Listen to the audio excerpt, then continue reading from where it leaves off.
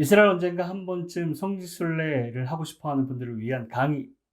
한 번은 다녀왔는데 기억이 잘 나지 않는 분들을 위한 강의. 가지 않아도 유튜브로 함께 이스라엘을 여행하기 원하시는 분들을 위한 강의.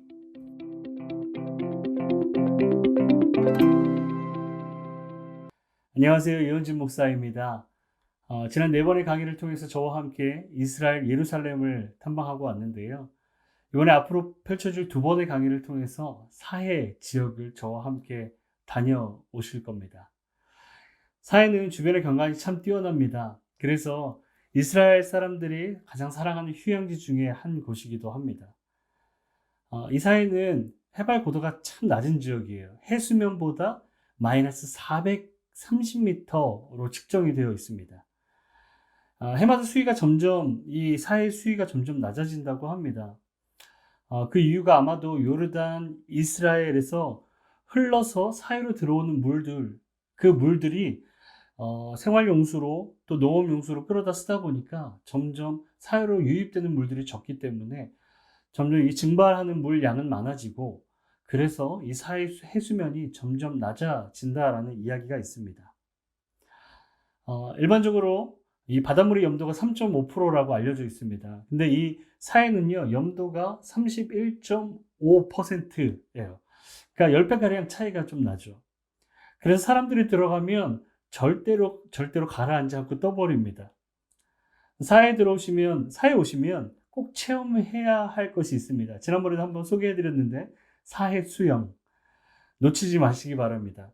염도가 높아서 그런지 사해물에 들어가면 무조건 뜹니다. 그리고 이 사해물은요, 특별한 치유의 효과도 있습니다. 모든 땅구멍이 다 따가워요. 상처가 있으신 분들은 좀 조심해야 되겠고요. 발에 이렇게 좋지 않은 습진이나 무좀들이 있으신 분들은 아주 좋은 효과가 날 수 있습니다.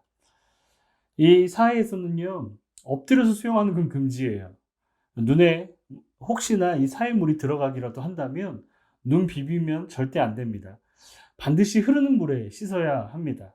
물장난도 금지고 잠수하는 건 더더욱이 안 되겠죠. 꼭 가보시면 제가 이렇게 이야기하는 이유가 무엇인지 알 수 있게 됩니다. 사해는 사이트가 보통 2군데에서 수영을 즐깁니다.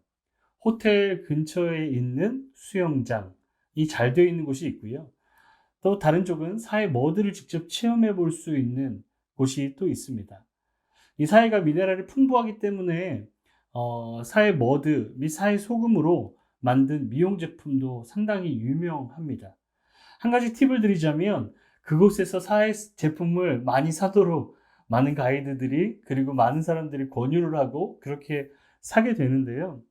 사실 조금 비쌉니다. 그러니까 예루살렘 시내로 좀 나오거나 시내에서 매장들을 본 경우에는 할인도 좀 많이 되고 조금 더 싸게 살 수 있으니까, 관광객들이라면 어디든 텍스 프리 받을 수 있으니까 굳이 거기에서 많은 양을 사지 않으셔도 충분히 다른 곳에서 구입 가능하시다라는 이야기를 해드리고 싶네요. 사해는 염도가 높다고 말씀드렸죠. 그러다 보니까 생명체가 살 수는 없어요. 사해를 그대로 영어로 표현하면, 또 한자로 풀이하면 사해, 죽은 바다, 데드시라고 표현을 합니다. 성경에는 염해라고까지도 부르죠. 또는 아라바로 향해서 바다로 흘러간다라고 표현하기도 하죠. 에스겔서 47장 환상을 통해서 8절 말씀을 보면, 성전에서부터 흐르는 물이 동쪽으로 향하여 흘러 아라바로 내려가서 바다에 이르니 흘러내리는 물로 그 바다의 물이 되살아나리라. 아멘.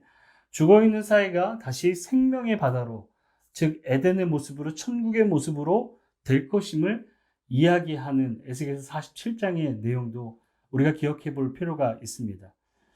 한번 생각해 보세요. 죽어있는 물에 생명이 깃들고 사막에 생명수가 흐른다면 그것이 천국이 아닐까요? 사해 여행 가셨을 때 여러분 사해에서 충분히 많이 즐기시기도 하시겠지만, 이 말씀을 기억하시면서 죽어있는 모든 것들이 살아나리라 라고 선포할 수 있었으면 좋겠습니다. 다음으로 보실 지역은 쿰란입니다. 쿰란은 특별히 건기 때, 그러니까 여름에 가시면 온도가 40도에서 50도 그 이상도 육박하기도 합니다. 지열도 상당히 많이 올라오다 보니까 여러분 단단히 채비하시고 가셔야 됩니다. 물은 필수요. 젖은 수건도 필수로 가져가셔서 보실 수 있으면 좋겠습니다. 이 쿰란은 둘러보기 전에 먼저 쿰란 그 유적지에 가보면 영상 시청을 하게 되어 있어요. 쿰란의 발생과 사해 이야기, 그리고 그곳에서 발견된 사해 사본에 관련된 영상을 보실 수가 있습니다. 물론 한국어 서비스는 없습니다. 조금 아쉽지만 그림만 자세히 봐도 무엇을 이야기하는지 자세하게 우리가 이해할 수 있습니다. 쿰란의 시작은 1947년, 얼마 되지 않았습니다. 베두인 소년이 길을 잃은 양을 찾다가 이 동굴을 발견합니다. 어두운 동굴에 혹시나 자신의 양이 있을까 하여 돌멩이를 던집니다. 동굴 안으로. 근데 뭐가 깨지는 소리가 들리는 거예요. 양 소리는 안 들리고 항아리가 깨지는 소리. 들어가서 보니까 깨진 항아리에 몇 개의 양피지 뭉치가 있는 게 아니겠어요? 2000년 가까이 세상에 모습을 드러내지 않았던 성경의 양피지 사본, 우리가 말하는 사해 사본이 발견된 것입니다. 그 이후로 몇 년 동안 이 쿰란 주변 지역 일대에 사본과 유물 대탐사가 이루어졌고요. 무려 11개의 동굴에 800개에 달하는 이 두루마리를 발견하게 됩니다. 에스더서를 제외한 구약 성서의 대부분의 문서들, 여러 문서들, 그리고 유물들이 발견되게 되죠. 쿰란에는요, 사람이 살고 있었어요. 유대인 공동체가 상주했던 것으로 전해집니다. AD 68년경에 로마에 의해서 쿰란이 파괴되기 전까지 특별히 로마 공격을 대비해서 쿰란 공동체는 이곳에서 성경의 사본과 문서들을 항아리 속에 담아 동굴에 감추어 두었던 일들을 했습니다. 물론 이곳에서 이 성경과 관련된 일들을 이들은 하고 있었죠. 참고로 거기 쿰란에 가보시면 쿰란의 동굴마다 번호가 매겨져 있습니다. 그 중에 유명한 동굴을 꼭 소개받을 텐데요. 4번 동굴입니다. 이 4번 동굴은 왜 유명하냐? 이사야서 66권이 발견된 곳입니다. 쿰란의 많은 동굴에서 사본을 썼던 필사실, 그리고 성경 공부를 했던 등잔불이 있는 방, 그리고 정결 의식을 위한 미크베, 정결탕이라고 하죠. 이 미크베가 쿰란에서 발견되었습니다. 이렇듯 유대교 한 종파의 거주가 이곳에서 이루어졌고, 많이 찾아보시면 그 유대교 한 종파 중에 유명한 에세네파가 이곳에서 자리 잡고 있었음을 확인할 수 있습니다.